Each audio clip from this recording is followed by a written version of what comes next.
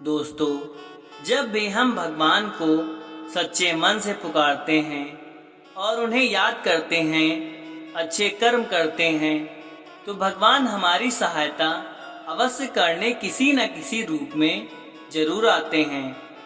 तो आज हम आपके लिए बहुत ही रोचक कहानी लेकर आए हैं, जिसे सुनकर आपके भी रोंगटे खड़े हो जाएंगे। दोस्तों, एक बार की बात है, एक औरत अपने 2 साल के बेटे और अपने भाई के साथ एक गांव में रहती थी।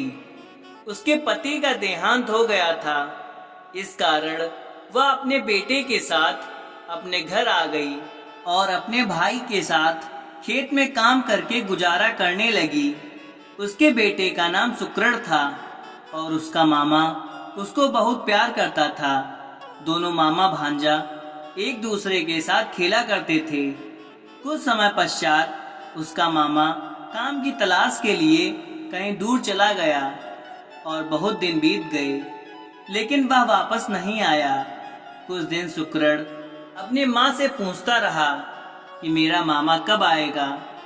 उसकी माँ उसको बताती है कि वह बहुत जल्दी लौट आएंगे, वह पैसे कमाने के लिए गए हैं। लेकिन जब वह वापस नहीं लौटा तो सुकरण बहुत परेशान रहने लगा। सारा दिन रोता रहता और बहुत उदास रहने लगा। उसकी माँ उसे ऐसा देखकर बहुत दुखी होती थी। एक तो उसे अपने भाई का दुख था कि पता नहीं उसका भाई जीवित भी है या नहीं, और ऊपर से उसका बेटा भी बहुत बहुत उदास रहता था। वह शिव की पूजा किया करती थी। तो उसने अपने बेटे से कहा, बेटा, जब तक तुम्हारे मामा नहीं आते तुम शिव भगवान से बातें किया करो और उनको अपना मामा कहकर पुकारा करो। वह बच्चा बहुत भोला था और बहुत सच्चे दिल का था। तो वह ऐसे ही करने लगा, जिससे उसके मामा की याद उसे कम सताने लगी। और जब भी वह दुखी होता तो महादेव के सामने बातें किया करता था।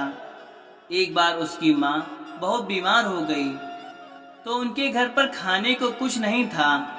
तो वह छोटा सा बालक भोजन की तलाश में दूसरे गांव की तरफ चला गया। तो उसे रास्ते में एक सेब का पेड़ दिखाई दिया।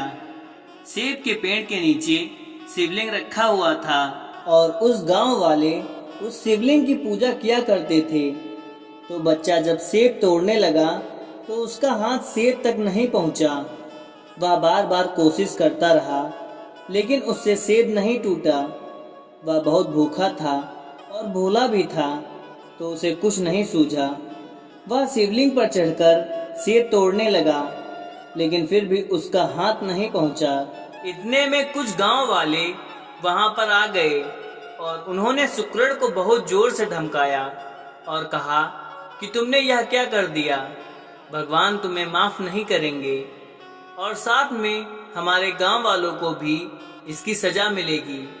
तुम शिवलिंग के ऊपर क्यों चढ़ गए। लेकिन दोस्तों, वह बालक गर्मी की वजह से पसीने से लथपथ था।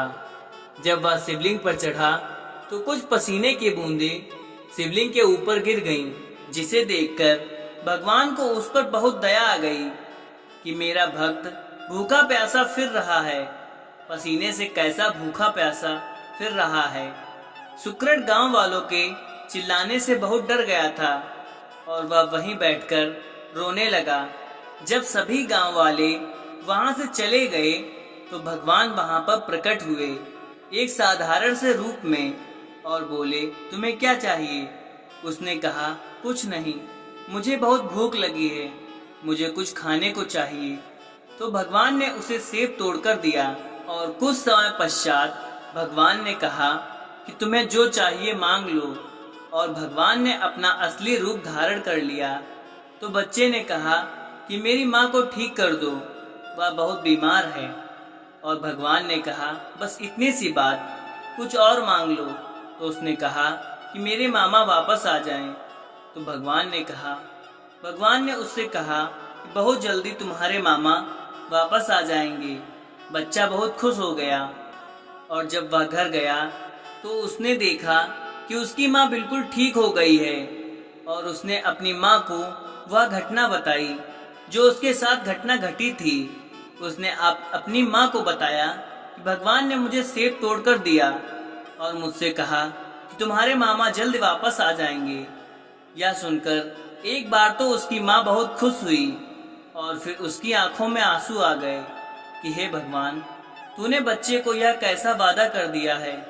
कुछ दिनों बाद भगवान उसके मामा का रूप धारण करके उसके घर के बाहर आए और जोर से आवाज लगाई, सुकून मेरे भांजे कहाँ हो, मैं आ गया हूँ।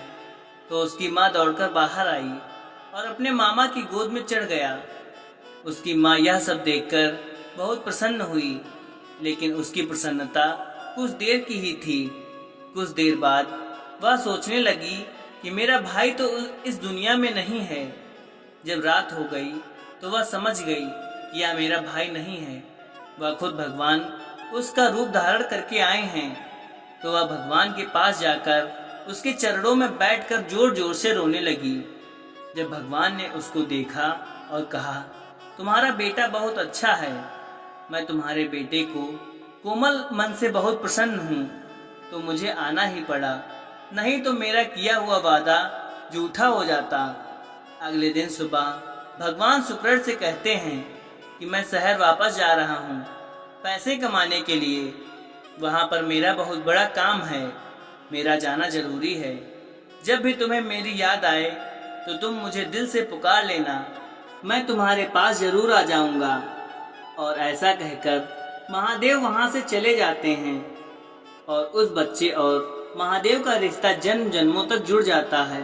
तो दोस्तों, देखा कैसे जब हम सच्चे मन से भगवान को पुकारते हैं तो वह चले आते हैं। तो दोस्तों, अगर यह वीडियो आपको पसंद आई हो तो एक लाइक शेयर अवश्य करें। धन्यवाद।